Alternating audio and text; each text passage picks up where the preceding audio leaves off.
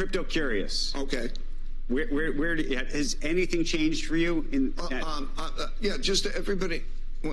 Let me state what I believe about crypto with Bitcoin, and what I've pretty much always been. I think it's been quite amazing that for 12 years it's accomplished this, but I think it has no relation to anything.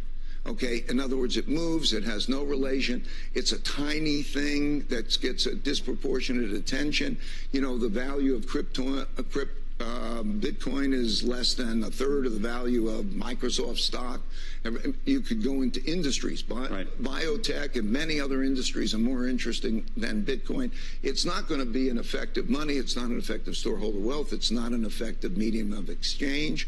But we are in a world in which money as we know it is in jeopardy, right?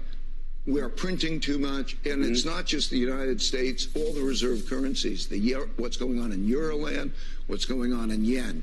And so in that world, the question is, what is money and how's that going to operate? So when we look at something like China's renminbi, and then you take the digital renminbi, I think you're going to see that become more and more a thing. So when things start to open up in an evolutionary way, people are going to start to say, where is my safe storeholder wealth?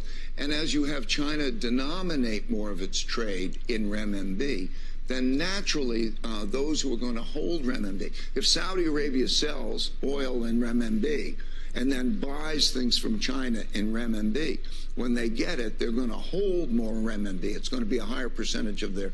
And so I think the question over the next number of years is really, what is money, not just as a medium of exchange, but a storehold of wealth? That sounds like a argument for Bitcoin of sorts. Bitcoin, or for some digital Bitcoins? Yeah. No, I think if you want a digital currency, you have to deal something different. I don't think that the stable coins are good because then you're getting a fiat currency again.